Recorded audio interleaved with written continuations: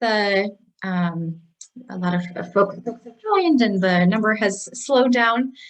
So Archie, if you would like to kick us off. Thank you. Thank you, Rebecca. And thank you so much for the work you've done to put together today's event. I'm super excited for today's event. Hi, everyone. My name is Arthi Garg, and I'm the founder and chair of Engineers and Scientists Acting Locally.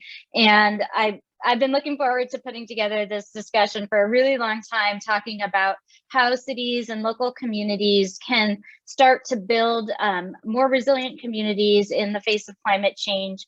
I think we're starting to realize that as much work as we've been doing to address sort of mitigating the potential effects of climate change, we also need to think about adapting to the kinds of environmental impacts we're going to be seeing in the future. So we have an amazing panel that Caroline, who I will introduce in a minute, will introduce to you all. But before I do that, I wanted to tell you a little bit about us here at Engineers and Scientists Acting Locally. We were founded, we are a 501c3 nonprofit organization. We're currently all volunteers. We're founded, I can't believe it, about 5 years ago, almost exactly. And our goal is pretty simple. We want to get more people with backgrounds in STEM engaging with their local communities and with their local governments. Most of us have involved with ESOL have backgrounds in public policy, both at the federal and at the local level. So in addition to events like this, we do a lot of different things to provide you with the resources that you need to be more effective in engagement, and also just inspire you to the things that you can do just, walking down the street to your local city hall. We have a blog where we feature individuals and organizations that are making a difference in their community at the nexus of STEM and local community and local government. We have a lot of different resources, including a playbook with step-by-step guides, giving you tips and just, information about how you can get engaged in your local community. We've also launched various topic-specific resource pages, and we host events like this. We also have conference sessions. In fact, we organized one, and we will be participating in another conference session at the American Association for the Advancement of Science's annual meeting this weekend. So if you're there, please look for our sessions. In addition to events like this and conference sessions, we also do workshops customized to organizations who maybe want something a little bit more in-depth to help members of groups get better engaged with their local communities. So I encourage you to please check out our website, reach out if you have any questions. Again, our mission is just to get you more engaged in your community and make that easy for you to do so effectively. So finally, before I introduce Caroline, I just want to remind you, please get in touch. We are on social media. We have email that's really easy to remember, info@esal.us.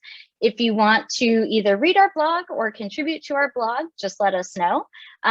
We are also looking for volunteers. So as I mentioned, we are an all volunteer organization, and everything we do is the work of incredible volunteers like Rebecca and Caroline, who I'm about to introduce. So if you want to be a part of what we're doing here at ESAL, please just let us know. Check out our open volunteer positions. But with that, I would like to hand it over to Caroline, who will introduce our panelists today. Caroline is currently a chemistry PhD student at Rice University, and she's also a member of ESAL's events team. She joined us last year. Beyond being a chemistry student and volunteering for us, apparently Caroline doesn't have enough to do in her spare time. She's also actively involved with youth outreach around STEM and is part of Fun with Chemistry and Girls in Science. So thank you so much, Caroline. I'm going to hand it over to you. Thank you, Archie. I'm really excited for this event today. We have 3 amazing panelists, and I can't wait to hear from each of them. So I'll just begin with introducing our first panelist, Dr. Ed Kearns. Ed is currently the Chief Data Officer for First Street Foundation, who we're partnering with for this event today. And he oversees the organization's science and data activities. Dr. Kearns earned his Bachelor of Science in Physics and Marine Science from the University of Miami, and a Doctor of Philosophy in Physical Oceanography from the University of Rhode Island. Much of Dr. Kearns' career has been spent working with the federal government on data management. He served as the Chief Data Officer for the United States Department of Commerce, overseeing the governance and management of data assets from its 12 bureaus. And he was also appointed, I think as RT mentioned, as the first Chief Data Officer of the National Oceanic and Atmospheric Association in 2017, and worked to help develop strategies for managing NOAA's data as a national asset. Dr. Kearns promotes a wider understanding of federal data through new public-private partnerships and technologies. Our second panelist today is Samto Uyana. Samto is an environmental engineer focused on sustainability and climate resilience. In her career, her work has ranged from renewable energy infrastructure, permitting, to flood risk modeling, climate hazard mitigation, and commercial waste emissions reduction. She holds a bachelor's in civil engineering and a master's degree in environmental engineering, both from Columbia University. In her free time, she likes to read, write, and listen to podcasts. Our third and final panelist for today is Jessica Beach. Jessica is a professional engineer in the state of Florida with 18 years of experience in the field of environmental engineering with a focus on stormwater. Ms. Beach has a Bachelor of Science in Environmental Engineering and a Master's in Engineering and a Master's in Engineering and Environmental Engineering from the University of Florida. Jessica joined the City of St. Augustine's Public Works Department in 2017, where she served as the city's stormwater engineer and oversaw the city's stormwater program. Recently, in 2021, Jessica was appointed as the city's Chief Resilience Officer. Before joining the City of St. Augustine, she worked for the St. John's River Water Management District for nearly 13 years in their regulatory program and as a project manager in the district's Division of Projects. So with that, I'm really excited to hear what each of our panelists have to say. And to kick it off, I'm going to hand it over to Ed to tell us a little bit about his work. Sure. Thank you, Carolyn. So share my screen here. I'll just have a few words about what First Street is. So I joined First Street after being with the federal government for about 15 years. First Street is a nonprofit, 501c3, just like ESAL is. And we are dedicated to quantifying and communicating America's climate risk at a very, very personal level. So what we've identified is that, if there's going to be climate risk data that maybe Samto and Jessica would need to use for their jobs, is, how do we get it to them and their constituents? We realize that the science is very complex. Climate change models and ensembles are very difficult to use in a lot of ways, and how you get them down to the local level, but you need to understand them is a challenge, and that's one of the things we're taking on. There's also not a lot of groups that are working in this space that are not for profit. There's a lot of companies that have sprung up over the last few years that are creating climate information, climate risk products, but they're almost always proprietary, and they're almost always being bought up by larger companies that find this information so valuable that that this information is removed from public view in a lot of cases. So we want to make this information available to others, because a lot of times right now, government is having a hard time also stepping in and providing this kind of service, like the government does, like NOAA, my old employer, does for weather data every day, and it supports a $10 billion a year weather enterprise that creates all sorts of weather products. Climate is still climate services are still growing, and the government is still a little bit behind on that. And so to create a suite of products and make it available to the public that makes it easy for Americans to understand how climate change is going to impact them personally, and to encourage them to care about this issue. So we took on flood first because it's the nation's most expensive and pervasive climate peril. And so we use open science, we use open data, we publish all of our methods. We don't have any black boxes. We made this product available starting in June of 2020, and you can go there today. It's called floodfactor.com. If you go into Flood Factor, you can type in your address, you can type in your name of your city or your neighborhood even, and you can find out statistics about your flood risk today. We've made this physical hazard available at 3-meter resolution, so we can get down to property by property, even across a property, building by building on the property. We work closely with the National Association of Realtors and different real estate websites too, to make this data available not just through the floodfactor.com website, but to integrate it into those platforms that people are going to go look for an apartment or go look for a home, maybe buy or sell a house.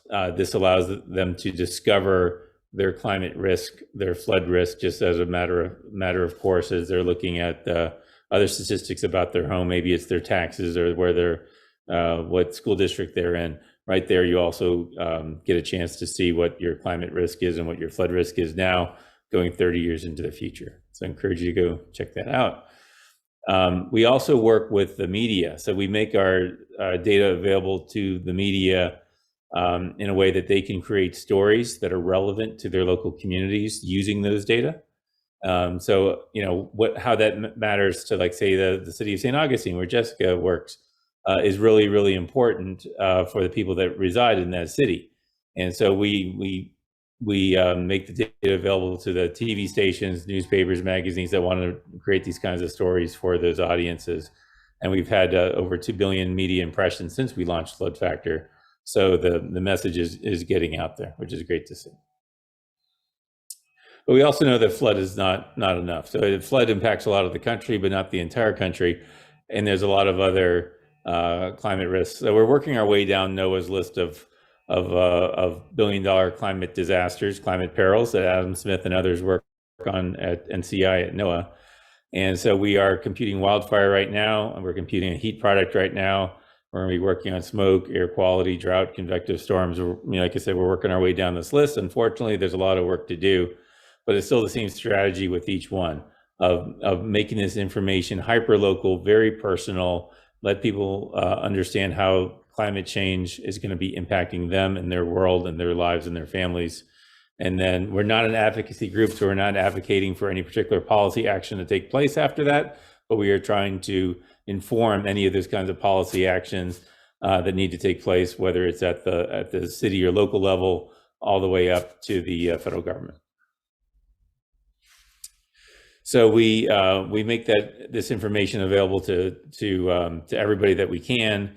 We have signed data sharing agreements with a lot of federal agencies now to get it into their hands so they can do the research and development that they need to do, and also trying to figure out how to get it into the hands of locals. Again, that's why we're here at ESAL, because this is the hardest part of our equation, is try to figure out how to get into the hands of folks like Sumto and Jessica so that they can use it for their constituents and help them in their jobs.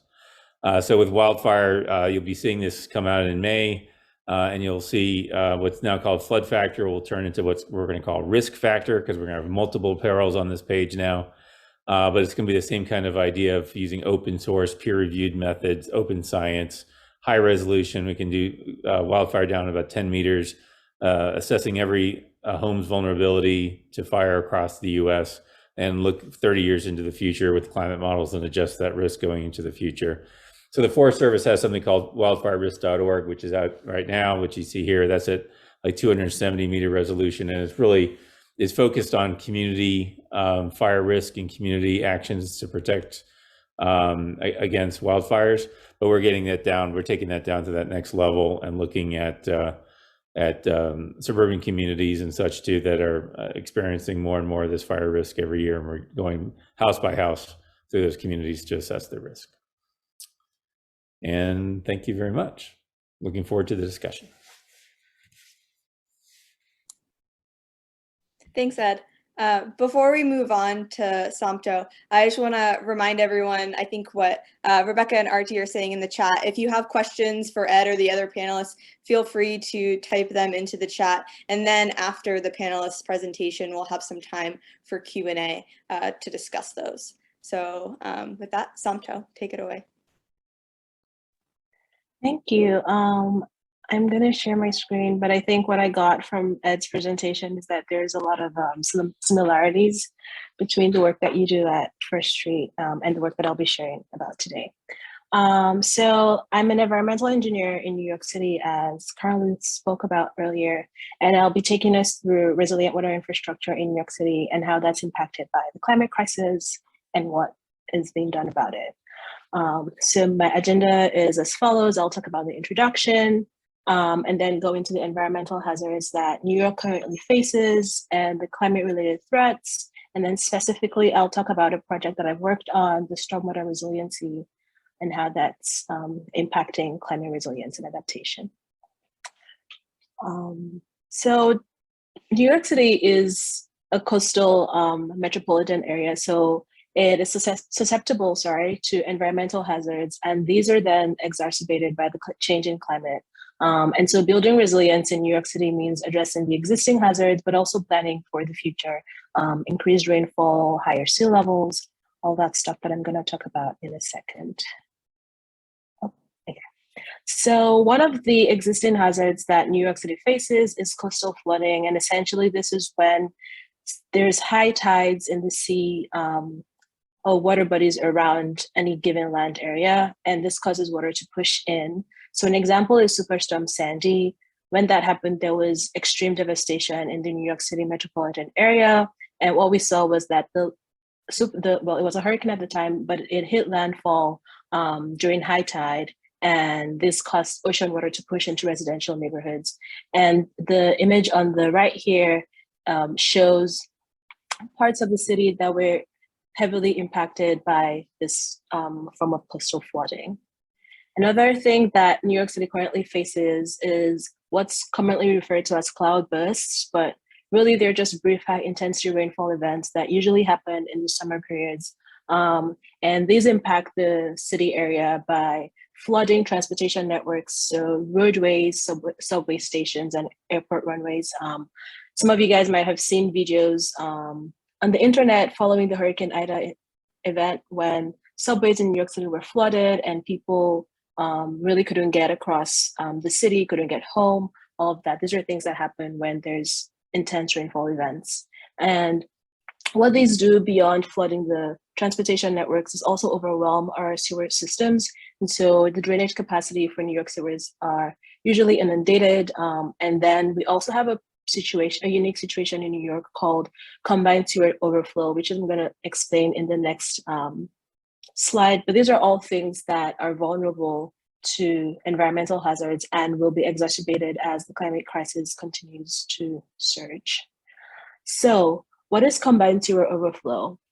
The New York sewer system was first built in the 1800s, parts of it in Brooklyn and Manhattan, and has been expanded over the years since then.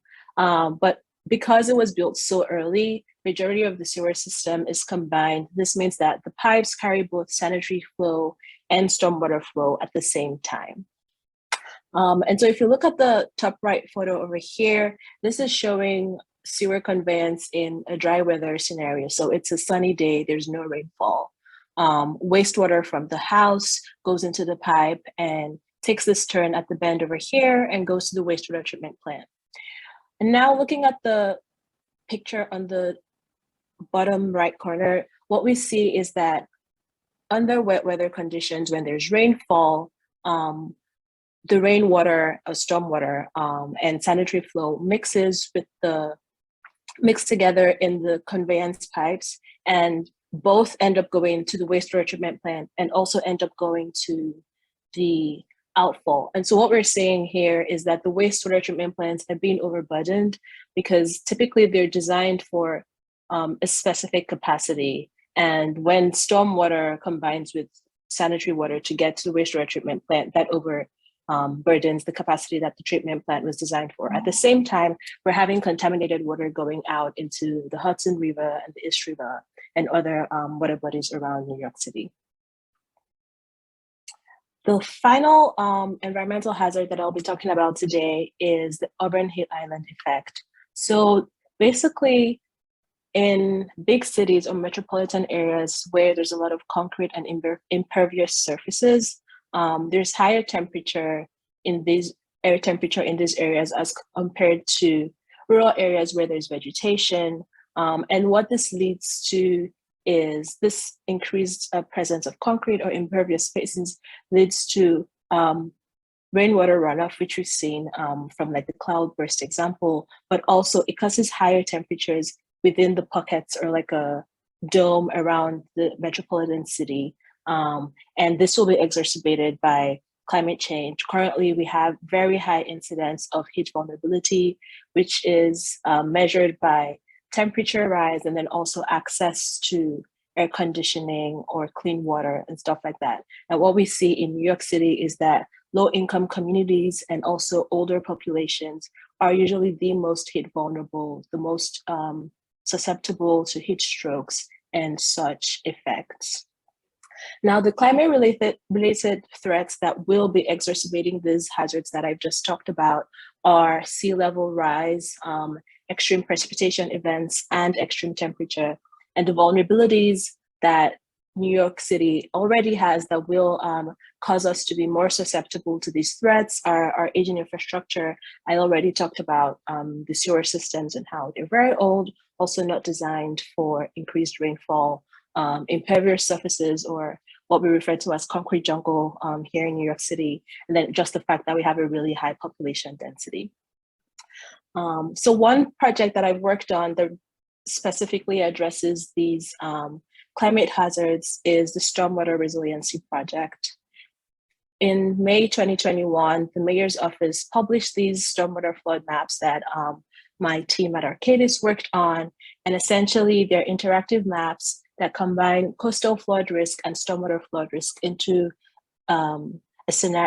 maps that show if a street or an avenue in New York City is going to get flooded. And so in combining the coastal flood risk and stormwater flood risk, we have two different scenarios. We have the 10-year storm and 2.5 feet sea level rise. So what this means is that a storm that has a 1 in 10 probability of occurring, or which is also usually 2 inches per hour rainfall intensity, and a 2.5 feet sea level rise, which is what is expected by 2050. In that situation, we have flooding scenarios, and then the extreme scenario is a 100-year storm, which is usually 3.5 inches of rainfall in an hour, and 4.8 feet sea level rise, which is what's expected in 2018. And just for context, Hurricane Ida, which devastated a lot of New York, and we had about 43 deaths in the New York, New Jersey area following the storm, had a 3.15 inch per hour intensity. And so technically that is less than the 100-year storm, but we expect to see such large rainfall events happen a lot more frequently as time goes on. So this flood map essentially just shows the city and so both the government and in the city and also residents, how they expect to be impacted in the coming years. So in terms of building the model and the maps, we did use a lot of available data. We worked with the New York City topographical data. And so what this does is give us information about the ground level and how to tell us how water is flowing from like higher elevations to lower elevations. We used existing sewer models. So the New York Department of Environmental Protection, they have some data on the existing sewers that they have in ground already. Combine this with the construction drawings of the sewers that are available. Unfortunately, because the sewers are so old, there are drawings that we just don't have anymore. And in cases like that, we would have to make our best engineering judgment. And then something that was really interesting about this project is that we also used the New York City helpline.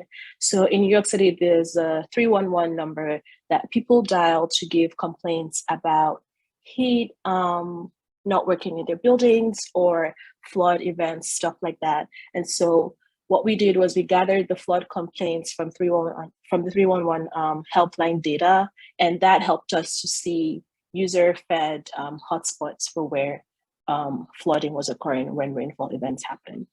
We also had historical rainfall data, which we got from NOAA. So Ed, you probably have seen that data set multiple times, but we did use that. And then we used climate forecasts from different climate change agencies. One example was the New York City panel on climate change. They have models for sea level rise, and we use that in our model.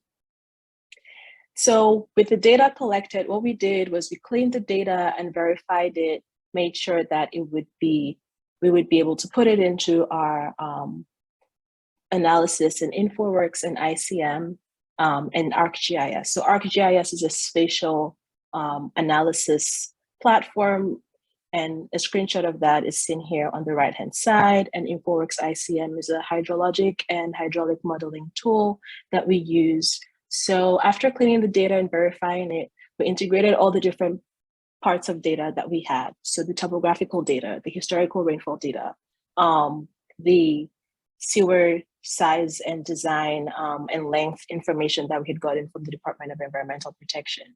And then what we did was we validated that data. So we used our model to kind of estimate or simulate what it would be like for rainfall in like 2012, and we compared that to the data that we got from NOAA. This let us know if our model was actually acting closely with the real world scenario or not. And in some cases, it really wasn't. So we had to make adjustments and keep iterating till we got to the point where our model was giving the same data as what historical data had recorded. And then after that, we did a simulation for the 10-year or 1 in 10 rainfall events and the 1 in 100 rainfall events. And just to look at the picture here on the right-hand side, the black lines are the combined sewer pipes, which I talked about before, and the red are the sanitary sewer pipes. So these only carry sanitary flow from residential and commercial buildings, and the blue pipes are the stormwater pipes, which only carry stormwater or rainfall water from the streets. And now, if you look at the orange blurbs all around here, these are the hotspots that we derived from the 311 data. So what this means is that tons of residents in this location have called in to say, there's flooding in my street, or there's flooding in my basement, stuff like that. And so use cases for the map and sort of the intention or objective for creating this map was first for combined sewer separation prioritization.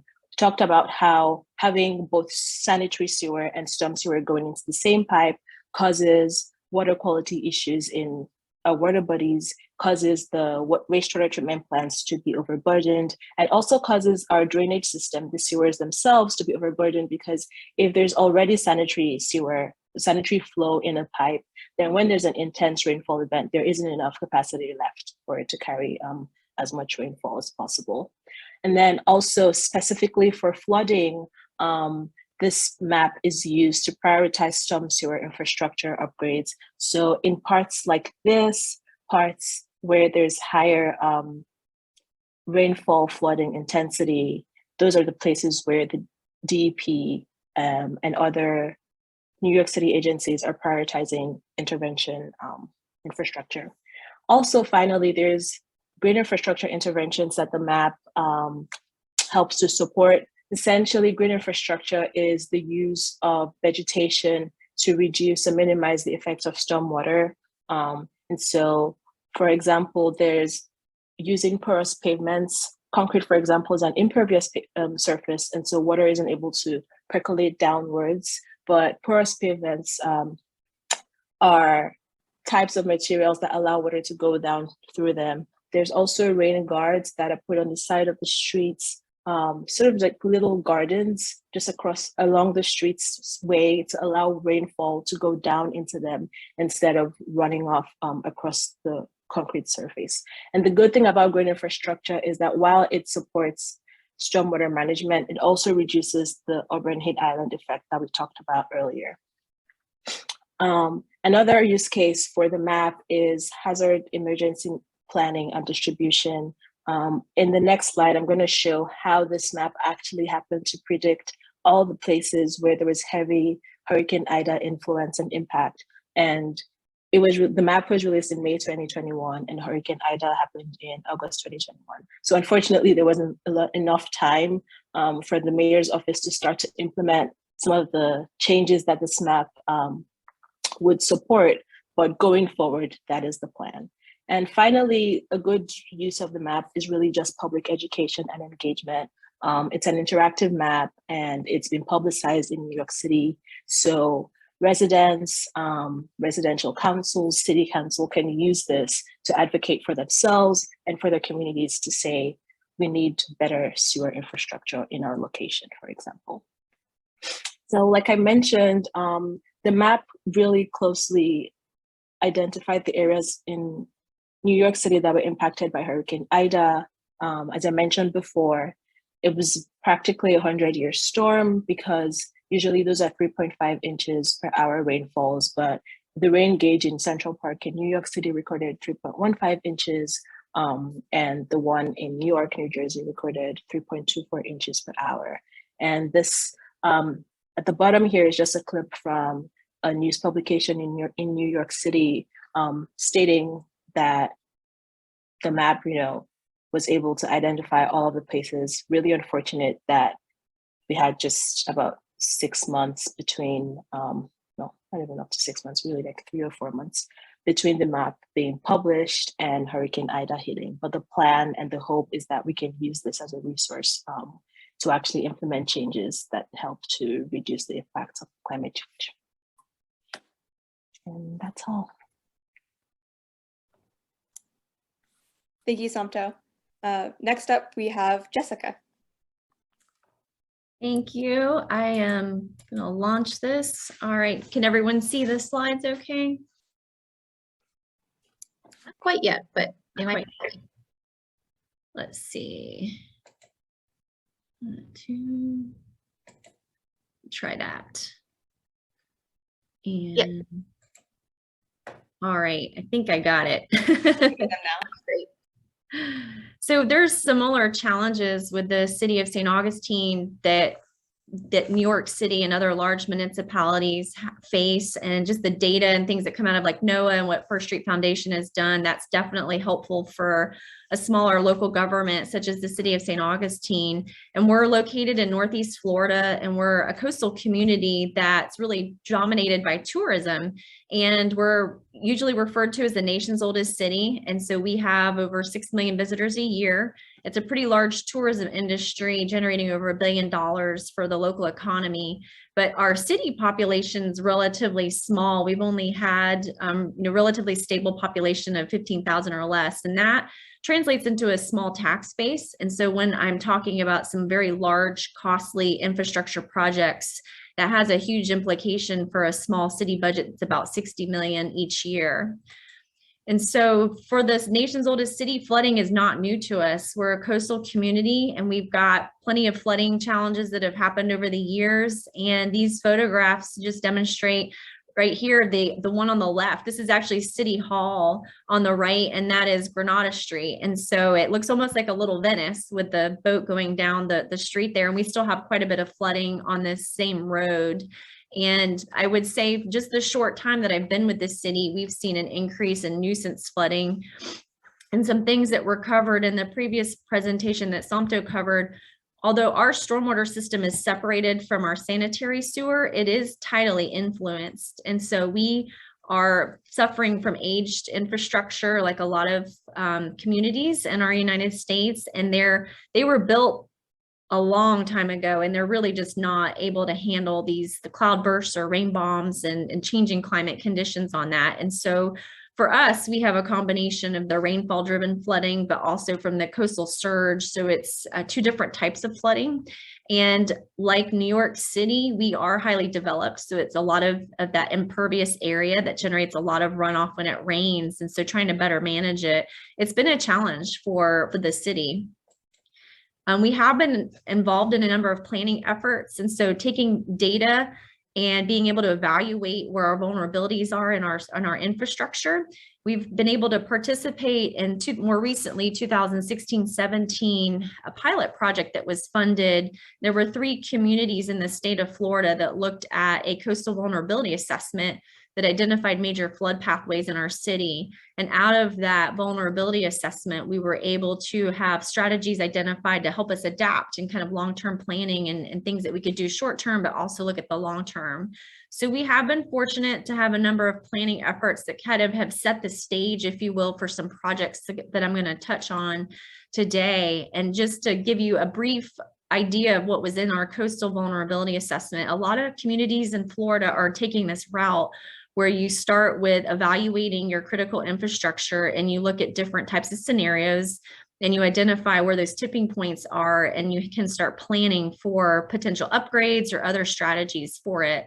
And so for the city, we are basically dealing with a lot of nuisance flooding during a high tide or a really strong nor'easter, where the winds can really push that high tide up further and flood our city. So these photographs I took during a high tide event, like in January, and it really does have a big impact on our roads, and it makes things difficult to access, and the infrastructure really gets eaten up with the salt water that stands on the roads. And so for the city, when we did our vulnerability assessment, we are going to be very vulnerable to just high tide flooding, making that even worse in the short term, whereas other types of flooding we will as well, but that's been kind of like our lower hanging fruit that we're trying to tackle as far as our nuisance flooding. And so some maps that came out, these are probably a little bit hard to read, but if you just look at kind of the orangish yellow color, that's projected flooding. And that's looking at a future sea level rise condition of 1.5 feet. And the kind of the gray blue color is just where we have existing flooding. And so what was really eye-opening for the city and city officials and our residents is the increase in area of projected flooding that's going to be happening in the potential near term. It could be as early as 2030, 2040, depending on our sea level rate curves and things of that nature, but it's definitely going to impact our quality of life and roads and infrastructure. So there's a number of strategies that were identified through this adaptation plan that basically gave a roadmap for the city on how we could try to plan and prepare for the challenges that we face. And it ranges anywhere from policies and budgets and things like that. And most of the work that I've focused on has been dealing with our stormwater system and different upgrades and projects that we've been able to do. And so I'm going to cover just a few example projects that we've implemented. We've got one that we've got in design, and we have some that are under construction. So they're in different phases, but they're kind of sprinkled throughout the city, and there's different types of projects. And we don't have time to go through everything, but I did want to just show a few projects that have really had a big impact on our city, and we've seen some great results from it. And there's plenty more work to do, but just to give everyone a kind of an idea of what exactly these projects look like. One of the first projects I worked on when I started with the city is targeting our stormwater system. And so like New York had mentioned, they have a combined system where they have both stormwater and sanitary sewer that can be mixed, and that is competing capacity, which can really create issues for, you know, your critical infrastructure. Although our stormwater is separated, it is tidally influenced. And so all of these little dots on the map are our stormwater outfalls that basically allow for a high tide to back up into the streets and can cause quite a bit of flooding. So we were successful in getting a number of grants to help us go in and retrofit these. And so this neighborhood was prone to chronic flooding. That's the photo on the left. And this is just during a high tide in October. And so once we got these one-way valves installed, and I'll show you a picture of one on the next slide, we were able to eliminate that type of flooding. So it's a low-hanging fruit that can be done. It's not a long-term solution, but it does help us kind of address the issues now while we look at potentially other projects that may be able to better address the type of surge and flooding that we're dealing with. In another neighborhood, we had a very large pipe for us, for the city. It was a 66-inch pipe. And these are what the valves look like, and they are one way, so they keep the high tide from backing up into the pipe, but it does allow for rainwater to drain out. The caveat is that it usually has to be a low tide, so that valve can open up and let that water release. So you're trading, it's a trade-off of flooding. you have a rainwater flooding, which is fresh water versus salt water. So it's not a perfect system, but it has helped quite a bit with eliminating some tide flooding in one of these neighborhoods. And this is just what it looks like after the valves actually slide up into the pipe itself. And so you don't really see it. And so really what you don't notice is that the tides are eliminated. And so this neighborhood that was chronically plagued with high tide flooding, we were able to eliminate that once we got the one-way valves installed. So something else that the city had to deal with was our wastewater treatment plant. It's located on a peninsula. And so when we did our vulnerability assessment, this was critical infrastructure that was vulnerable now in event of a storm. And so we took a deeper dive into looking at options on how we could better protect the treatment plant. And we initially started looking at building like a perimeter defense system, if you will, with a pump station. It was very expensive, but it did have a high cost benefit ratio. So we were looking at anywhere from $3 to $5 million for this, which is really hard for a small budget with a small municipality. And so one alternative that we opted to do, kind of an interim step, was to look at installing panels around critical infrastructure. And this, for about $150,000, we could protect our treatment plant up to elevation 12 feet. Whereas right now we're sitting at 7, and in advance of a storm, we have a whole protocol and a plan in place where we can deploy these barriers. They're custom built. They're very lightweight. They're made out of Kevlar.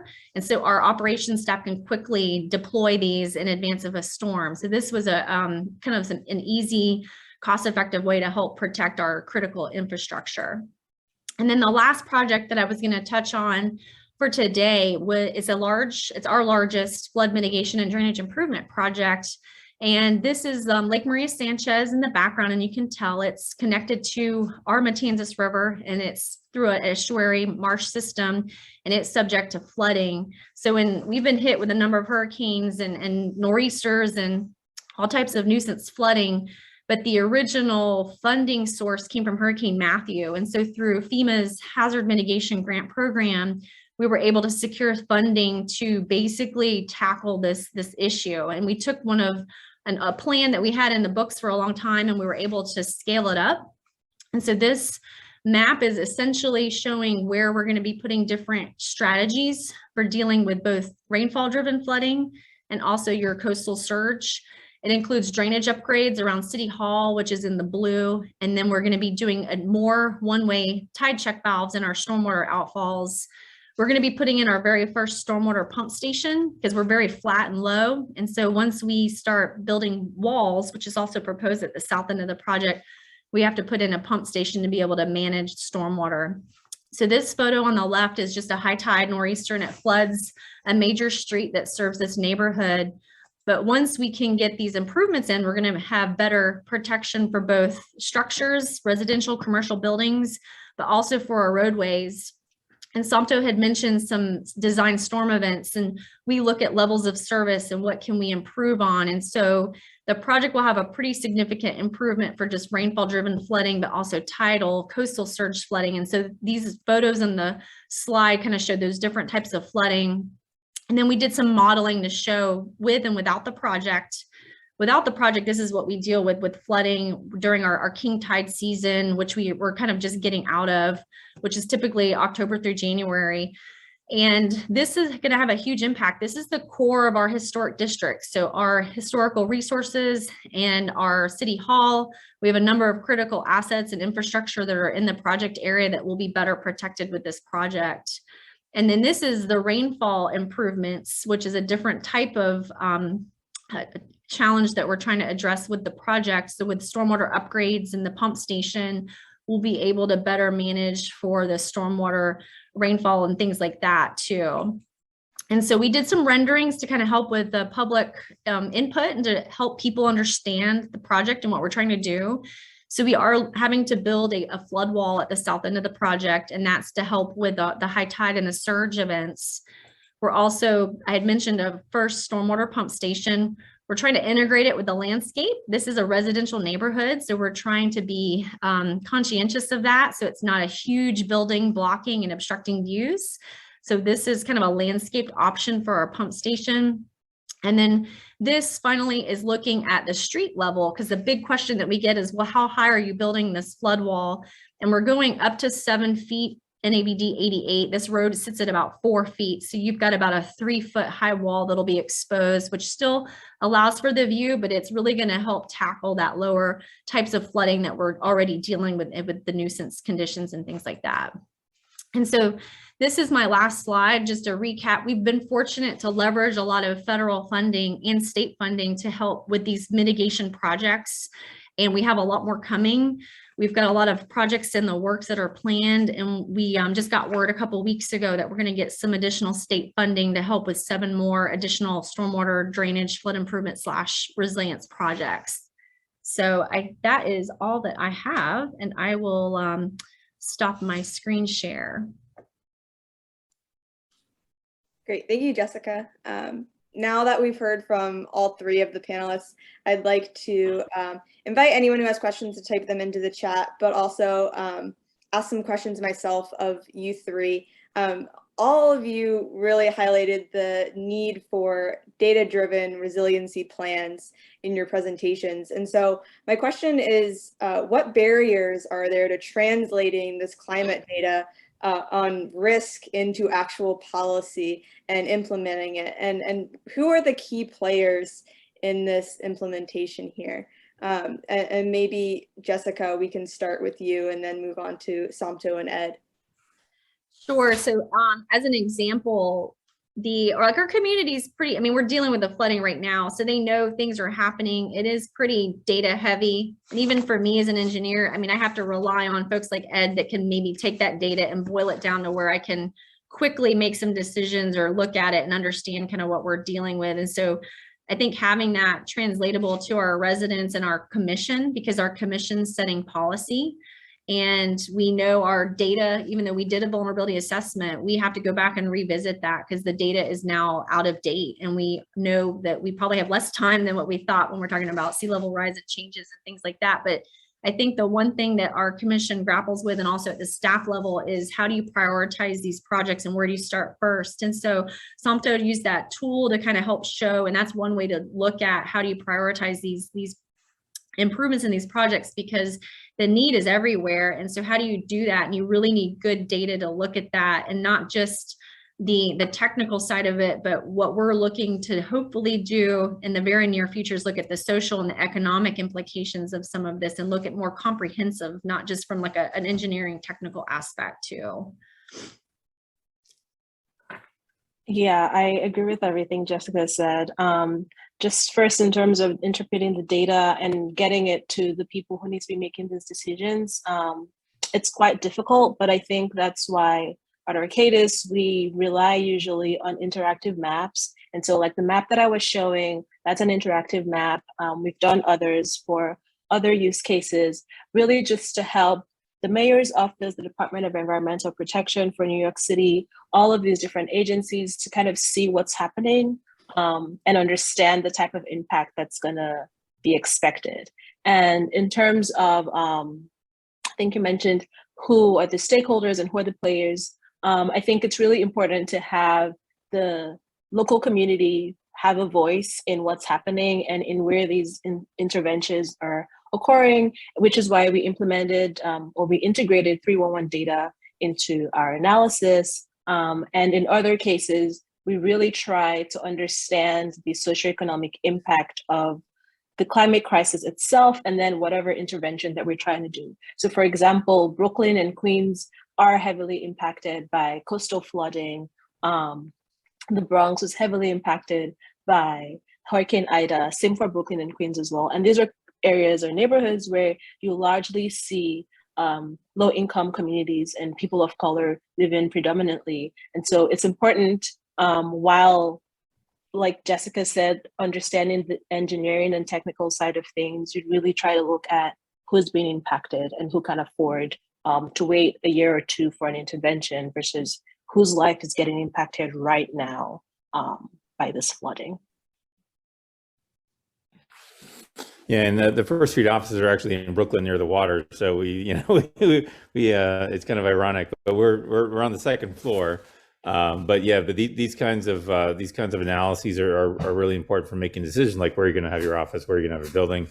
And what we're hoping is that, and what we're hoping that our tool will be used as a screening tool to help direct resources towards where those areas are that have the greatest need, either in terms of vulnerable populations or the greatest cost benefit ratio for certain types of projects.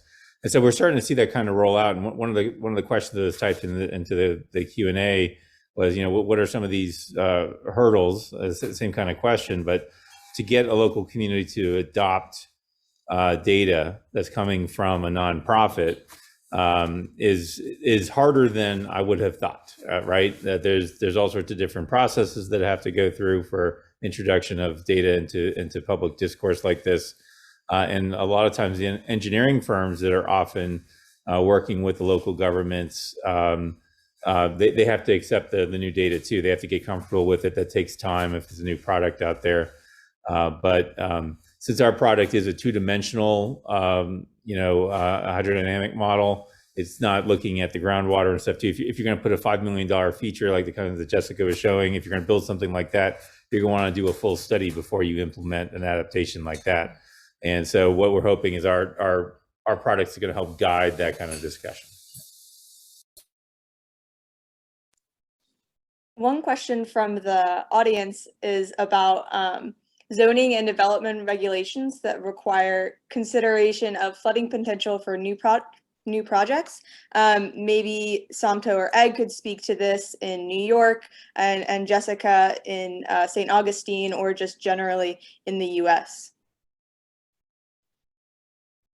Yeah, I can definitely speak to that. Another project that I've been working on at Arcadis, but I didn't share about, is actually a sewer capacity analysis tool. And what that does is when someone proposes or requests a zoning permit, we kind of evaluate what their how their new building will impact the flood capacity or just the sewer capacity in that region. So first, wastewater, how much more are you adding to the sewer system? And then also flooding, how will your building or your construction project impact the flooding in that region? And if we find that there needs to be interventions or the sewer system in that region needs to be expanded, typically what the Department of Environmental Protection does is it places the cost of that type of intervention on the person who's requesting the zoning permit, because really the city cannot afford to make all of the improvements on its own. And so if you're trying to build a multi-use residential and commercial building with like tons of new residents and really high population density, then the city is going to ask you to pay for whatever upgrades are required in that location.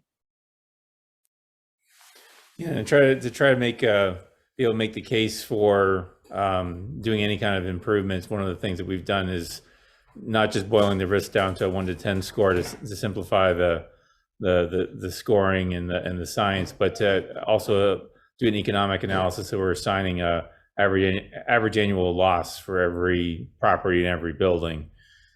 So if you need to make the case about making an investment for a certain type of feature, to do the cost benefit analysis, having that kind of analysis already done is helpful, because then you can basically just figure out the area that's impacted, add up the average annual loss throughout the area, and do that. And we've done this nationally as a way of trying to show what the economic costs are across the nation, but we've also broken that down at a community level as well, just to start that kind of conversation going.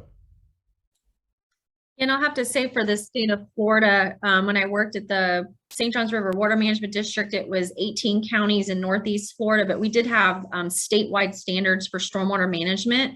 So at the state level, they have minimum design criteria for any new development that comes in. They have a whole, slew of options for them to manage their stormwater, and they have to demonstrate they're not causing adverse impacts to on or off-site property and things like that. So at the state level, they have regulations in place on that. And at the local level, sometimes they defer to the state, or sometimes it's more stringent, and each community is going to be different. So for the city of St. Augustine, we're pretty built out. And so we're very sensitive to that kind of the flash flooding with the high impervious. And so we have a more stringent design standard than the state. So any new development or redevelopment that comes in, there are certain thresholds that they have to better manage stormwater on their property. And that's mainly on the commercial side. More recently, the city just adopted an ordinance for residential properties capping the impervious amount that can be placed, because before that, a resident could literally pave 100% of their property, and there was no, regulations on that. And so that could potentially cause a lot of issues as far as flooding to adjacent properties. And we were seeing a really big increase in one of the neighborhoods that's flooded the most. Houses were being rebuilt and they would demolish in a lot of cases, and they bring in fill, and that fill dirt is now displacing rainfall flooding, and it's now flooding their neighbors out that maybe you're at a lower elevation. So we were really trying to grapple with that. And we just recently had a building code task force put together some recommendations. One of those was capping the impervious for the residential lot, but now we're looking to develop more robust plans for lot drainage and how to better manage it, because it's really hard when you're talking about single family lots to try to tackle that issue. But typically your local governments will have different ordinances in place based on their community, kind of specific to that.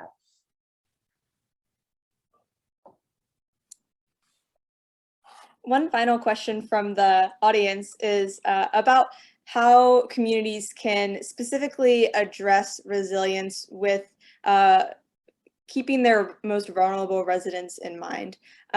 So I think Samto, you touched on this a little bit in the previous discussion. So what can communities do specifically to make sure that vulnerable residents such as those disabilities or low income are included in these climate resilience efforts?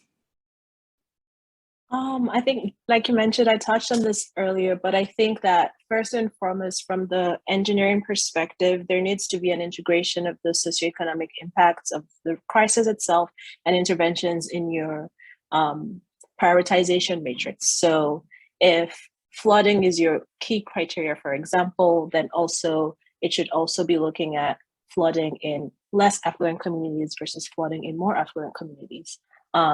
And something else that I think that communities can do is really try to engage their city officials.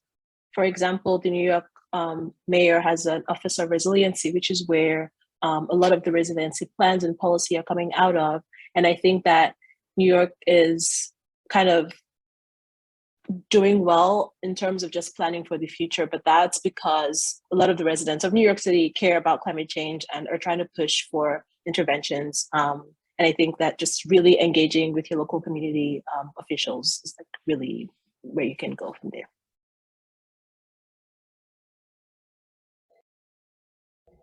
Yeah, one of the economic analysis we had done was look at the looking at the current NFIP flood insurance and looking at the disparity between what the costs are versus what the benefits are and the cost of the homes. And everybody in this country kind of knew that folks living more on the interior were subsidizing in a way some of the risk that folks that are living directly on the coastline are taking. We were just able to quantify that, right? And we're not trying to throw fling arrows at FEMA. FEMA knows about this too, and they're on the case with risk rating 2.0, trying to make the NFIP more stable and to make the outcomes more equitable, which I applaud FEMA for. But there's a lot of work to do there, including taking into account that extra aspect of climate risk on top of current flood risk that FEMA is still trying to ramp up on that. But those vulnerable communities are not going to be able to respond to climate risk like the wealthier communities are. And we can recognize this right now and start to plan around it. We're just about out of time here. So I want to thank the audience and all of our panelists. If each of the panelists could give any final words and maybe give some advice for any people who are looking to get involved with climate resilience planning within their own communities as we head out here. So maybe Jessica, we can start with you. Sure. I think our commission was really wanting our community engagement on it because we're, we hear from some groups, but not everyone. And so we're looking to figure out how do we better connect with our community, because I think that is part of a challenge is the community try to figure out how do they can get a hold of their city officials to listen and voice their concerns and their input and comments like that. So I would encourage everyone to do that because it does make a difference, and that's how the policies can get changed. It can be a slow process, but it does happen. So I would encourage folks to get engaged and join that effort. Yeah, I would agree with that. If you're in New York City, call the 311 helpline. If not, I think just send letters and call your local officials. Just having that record of complaints and requests and inquiries into what's being done to plan for the climate crisis is a step in putting pressure on our local officials to do better. I think something else is also engaging with the meetings. So if it's city council meetings, town halls, stuff like that in your local community, attend the meetings, or if you can attend, read the minutes of the meetings afterwards and reach out to whoever you can to talk about the issues. Yeah, and I think it's great to bring data to such a discussion, but experience has shown being able to tell personal stories carries a lot more weight. That's what people remember. So when you go to those meetings, bring your personal story with you and make sure everybody hears that. That's what sticks in people's minds after the fact, not how many feet above sea level the flooding is going to be. They're going to remember that displaced family, that displaced home, the damage that was done to a community or a family. That will stick in their minds and help them do that. And trying to make the climate crisis personal for everybody that's involved, I think is a good goal. Well, thank you so much to Ed, Samto, and Jessica. I think it was a really, really awesome discussion. And thank you for attending, to all the audience members, and for your questions as well. Just to let you all know, we'll send out a follow-up email after the event, which will have some resources from ESAL and also about climate resilience and some information on all three of the panelists. And then in general, if you want to access this webinar in the future, there'll be a ESAL blog post about it, and the recording will be posted so you can access that later. But thank you all so much for your discussion today, and have a good evening.